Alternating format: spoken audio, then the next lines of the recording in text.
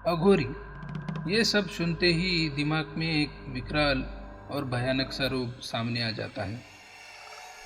राख से लिपटे, इंसानी मांस खाने वाले, जादू टोना करने वाले साधुओं के रूप में इन्हें जाना जाता है। अघोरपंथ हिंदू धर्म का एक संप्रदाय है और इस धर्म का पालन करने वालों को अघोरी कहा जाता है।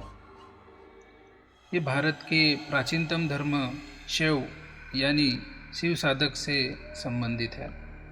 अघोरियों को इस पृथ्वी पर भगवान शिव का जीवित रूप भी माना जाता है। अघोरियों का जीवन जितना कठिन है उतना ही रहस्यमय भी।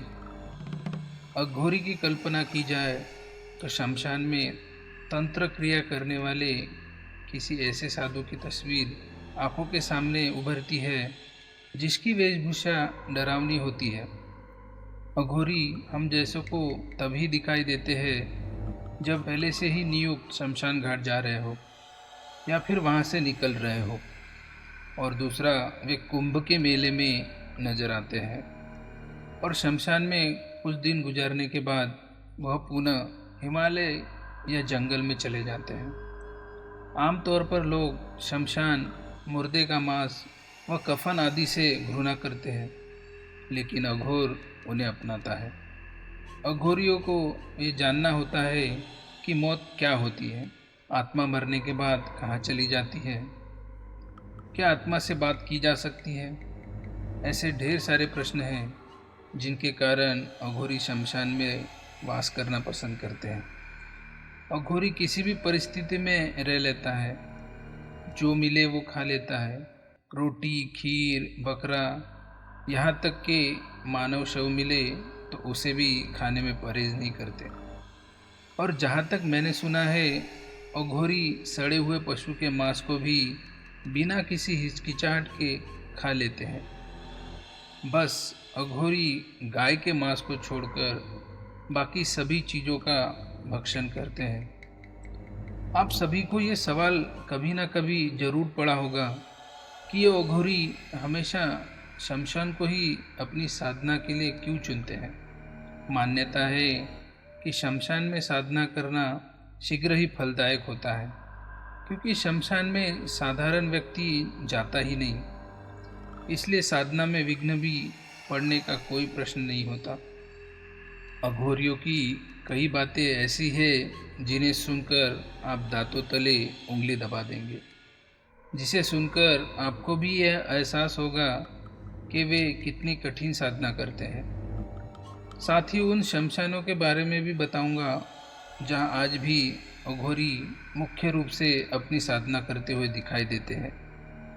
अघोरी शमशान घाट में 3 तरह से साधना करते हैं: शव साधना, शिव साधना और शमशान साधना।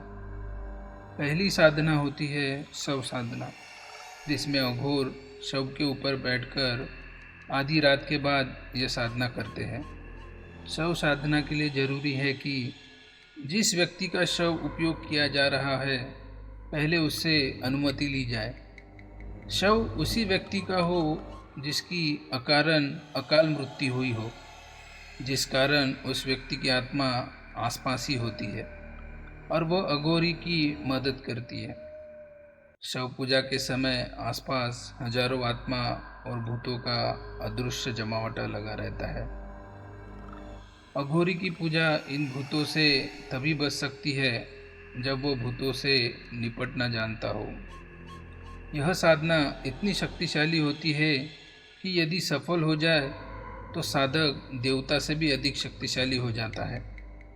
वह नाम लेकर किसी व्यक्ति की मृत्यु तक कर सकता है। शव साधना को खुले में तो बिल्कुल नहीं किया जा सकता। गुफाओं में बैठकर बाबा और अघोरी इस शव साधना को करते हैं। ऐसा बोला जाता है कि यदि कोई अज्ञानी व्यक्ति इस साधना को करता है तो शव उसकी जान तक ले सकता है।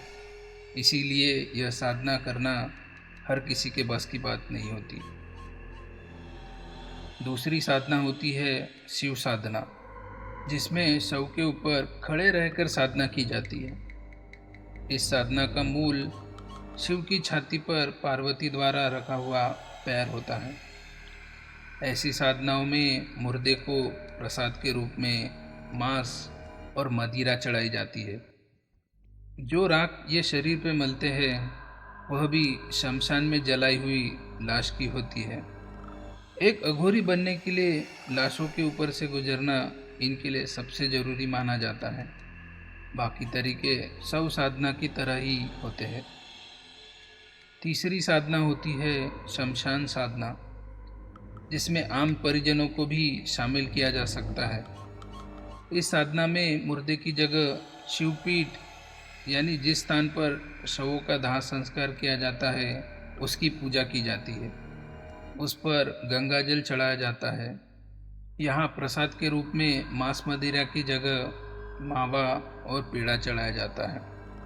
माना जाता है कि दुनिया में सिर्फ 4 शमशान घाट ही ऐसे हैं जहाँ तंत्र क्रिया का परिणाम बहुत जल्दी मिलता है। तारापीठ पश्चिम बंगाल, कामाख्य पीठ असम, त्र्यंबकेश्वर नासिक और महाकालेश्वर उज्जैन मध्य प्रदेश। अघोरी एक ऐसा शब्द है जिसे सुनकर ही लोगों को डर लगने लगता है। अघोरी जो शमशान के सन्नाटे में जाकर तंत्र क्रियाओं को अंजाम देते हैं, घोर रहस्यमयी साधनाएं करते हैं।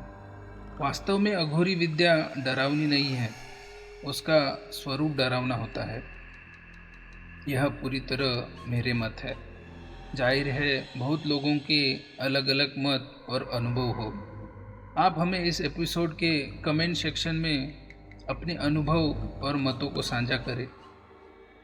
अघोरी के इस एपिसोड में हमने आपको अघोरियों के बारे में बताया और इसके बाद आने वाले अगले एपिसोड में हम आपको अघोरियों की कुछ कहानियाँ सुनाने जा रहे हैं। तो बने रहे हमारे साथ।